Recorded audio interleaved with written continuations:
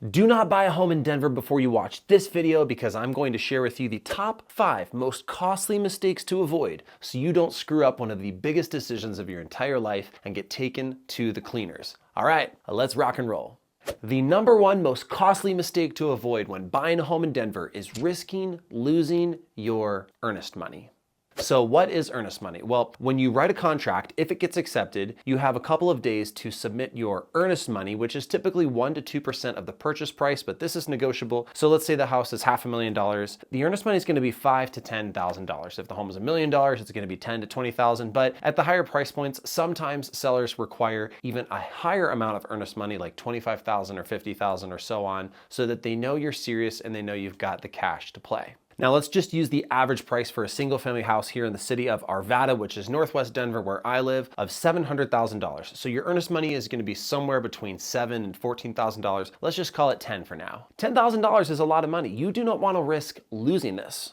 So as you may know, you take that $10,000, you give it to the title company and they hold it for you until the contract closes, and then that money is applied to you as a credit at closing. But if at any place along the contract you want to jump ship and get out of that contract, you can ask to get your earnest money back, but if you do it in the wrong way, you could risk losing this earnest money. Poof, it could be gone. This is not a scare tactic, this is for real. If you and your agent don't write the dates specifically and write them correctly, then you could be at risk of losing your earnest money if and when you bail on that contract. And if and when you bail, which is totally legal, you have to make sure you do it the right way. I have never lost any of my clients' earnest money, knock on wood. Let's find some wood here. There we go. But I've heard some crazy stories of things happening, all right? This is very important that you do not screw this up. You do not want to risk losing your earnest money. You want to write the contract, go through it clear correctly, the right way with your team, your agent, your lender, so that if the situation comes up where you have to bail on a contract, and this happens a lot, you do it in a way that you're not going to risk losing your earnest money at all. The number 2 costly mistake to avoid when buying a home in Denver is missing something big at the home inspection. So what is the home inspection? Well, after you get under contract for that house, typically within the first week or so, you're going to hire a third party, a home inspector company, to come and get an x-ray vision of that entire house. What's going on with it? What's wrong? What's working? What needs to be corrected? What are the big ticket items here? Okay, that's what you're looking for. You're not really going to be concerned about there's a chip in the paint over there, or this one outlet doesn't work. Like, you could go after that little stuff, but in my experience, that's really not a good way to go, and here's why. If you ask for a bunch of little things, you have a much less chance of getting a seller to say yes for the big stuff. So let's talk about what some of those big things are. The roof, the sewer line, the foundation of the home, the HVAC, so like the hot water heater and the furnace and the air conditioning system. All these things can add up. These are examples of big ticket items you want to make sure you absolutely do not miss in case something needs to be addressed with these. I'll give you an example. Let's say the home inspector goes out and they're like, the roof looks pretty good. Okay, if you're like, all right, let's just move along and go past it and move past the inspection phase. Well, what if something comes up where there's a hailstorm and then the adjuster gets out and they're like, yes, there's some hail, but this roof was actually old and damaged from before, so we're not going to cover your $25,000 roof, and you're SOL. Oops. Wish you hired a better team when you were going through that contract, right? Again, I have heard of this kind of thing happening all the time. It's way more common than you'd think. You need to make sure you get a full home inspection, and if there's anything wrong with big ticket items, you get a specialist to go out, get an HVAC company to go look at the HVAC, get a roofer to go look at the roof, get a sewer line contractor to assess what's going on with the sewer line, that kind of thing. The goal is, before you make that ask, the request for the seller to fix or repair anything or pay for it, you have a clear idea of all of the things that are going on with the big ticket items and how much those cost, so that you can decide, do I just want to jump ship and get out of here now? Or do I want to start the negotiations fully aware of all the big picture items so that you don't miss anything? Because this is super important. If you don't know me, my name is Marco Randazzo. I'm a realtor with 8Z Real Estate here in Arvada, Colorado. That's northwest Denver. I've been doing this for about 6 years. I've sold over 170 homes. I love what I do. I live here with my wife, my puppy, and our 3 beautiful kids. I can't believe I have 3 kids. It makes me feel old. If you want to stay in touch and connect with me, head on over to Instagram at Sold by Marco. I put out lots of great stuff there that's educational and fun. Love to see you over there. Now, back to the YouTube video. The number 3 costly mistake to avoid when buying a home in Denver is not checking your agent's Zillow reviews before you hire them. So how do you actually check this? It's really easy. Just go to Zillow, type in your agent's name, and look for them. If they're not there, might be kind of a red flag. But if you just type their name into Google, it'll probably come up right there. If you type in Marco Randazzo, real estate agent, you'll be able to see my Zillow page right away. You can see exactly how many homes I've sold. You can see exactly how many reviews that I've had. This is really good intel. Now, Zillow's data is not actually completely accurate, but it's pretty close. And what you really want to be looking for is what's been going on in the last 12 months, okay? How much is this real estate agent actually selling? Because I promise you this, if you hire someone who's only sold a couple of homes in the last year, they need a deal more than you do. Oh, that sounds super scary.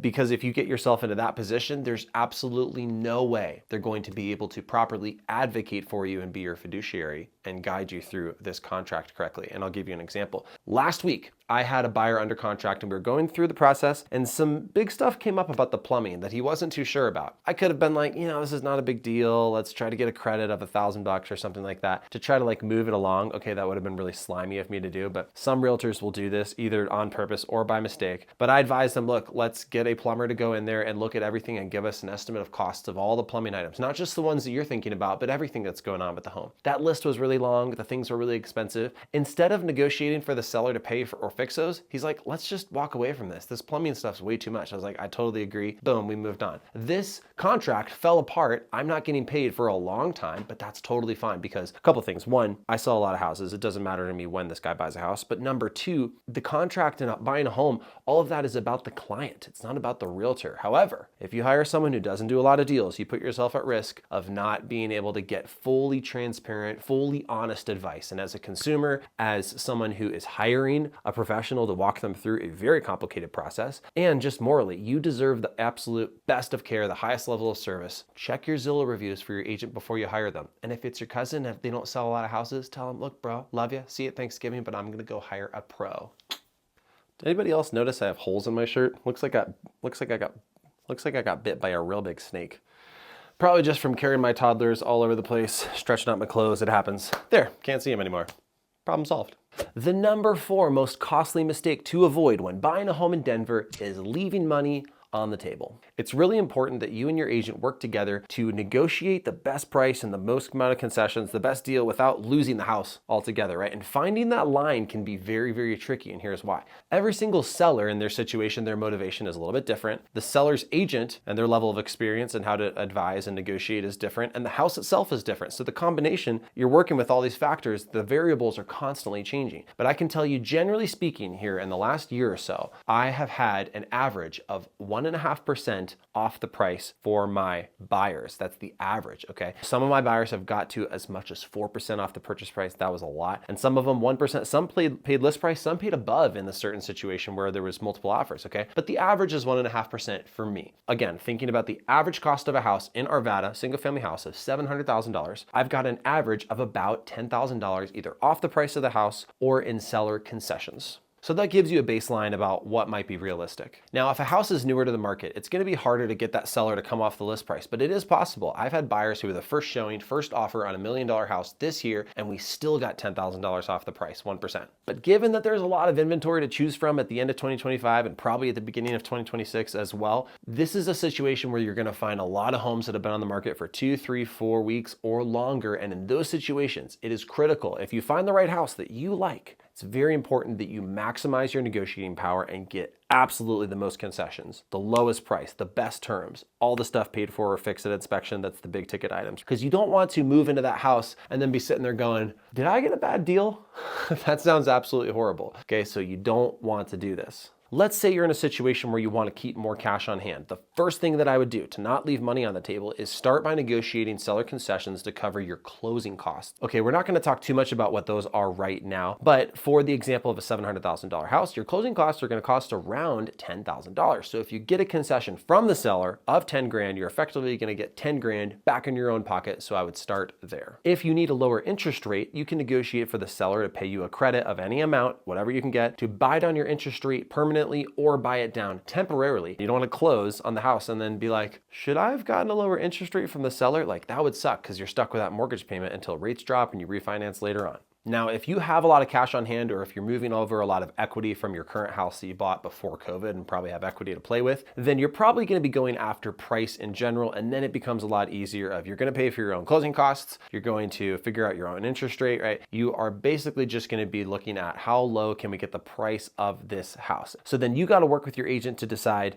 what's the best strategy with putting in an offer to either get it accepted or get a counter offer, and then you got to decide what to do. You're going to take that offer, you're going to counter again, like everything is negotiable, but how you go about doing this will make a big difference in your result of not leaving money on the table. So you want to make sure you do everything possible to maximize your negotiating power. The number 5 most costly mistake to avoid when buying a home in Denver is misunderstanding seasonal trends. Looks like I'm dancing here. Generally speaking, homes sell for top dollar through the first half of the year, and they sell for bottom dollar through the second half of the year. Now, every single situation is different, but when we're looking at the macro data, you can really see the trends pretty clearly. If you look at this graph way before COVID, you can see from 2010, 11, 12, 13, 14, 15, 16, 17, 18, you see like the bumps going up. That's the spring market at the beginning of the year. You see those bumps going down. That's through the fall, through the winter, second half of the year. Repeat, repeat, repeat, repeat, repeat. And then this big line up, whoosh, that's through COVID and post-COVID, and then it wasn't until the summer of 2022, boop, that interest rates peaked, a lot of inventory came on the market, and buyers finally started slowing down. That's when prices started going down again. And as you can see, when you look closely at this graph, between the summer of 2022 and right now, the end of 2025, home prices are pretty much the same, okay? But here we are in October of 2025, and I can tell you this, in my experience, and I've sold a lot of homes, the buyers of mine that have gotten absolutely the best deals on homes are the ones that have bought in October, November, December, okay? And here's why. A lot of sellers who need to sell their homes will just put it on the market. But if a seller doesn't have to sell their home yet, or they've got some time, they're probably gonna wait until the spring market, because that's when the most buyers are out there. Now, you're probably thinking to yourself, sounds nice to just enjoy the holiday season with my family, and then after New Year's, when I clear out the Christmas tree, then I'll start my home shopping process. That's what a lot of people do. Yeah, makes sense, right? And I can tell you this, anyone with a family will generally want to pin down their replacement home. They've got it locked in before the summer so that they can go on vacation in the summer, and then when they come back in the fall, they're all set, the school year is set, they're locked into that school that they're zoned for, and everything is gravy. That is generally speaking what happens with the most amount of buyers. So the flip side of that, think about the seller's position, okay? I've actually never listed a home in November, December. I just never have, because all the sellers I've worked with have had some flexibility around that time, and so I have advised them, let's wait until January, February to get the home on the market, because you have a higher chance of catching more buyers. So if you're a buyer, on the flip side of that, you generally have a better chance of getting a better deal if you shop into the back half of the year versus the front half of the year. Now, you obviously have to do what's best for you, and I'm not saying you can't get a good deal in the spring. You're just gonna be facing more competition with more buyers seasonally. All right, that's gonna do it for this video, the top 5 most costly mistakes to avoid when buying a home in Denver. I hope that was helpful. If you did find value in this video, please do me a favor, hit that like and subscribe button. You know the drill, and leave a comment if you have any questions at all. Check the show notes for all of my info if you wanna know how to get a hold of me. Thanks again for watching. Peace.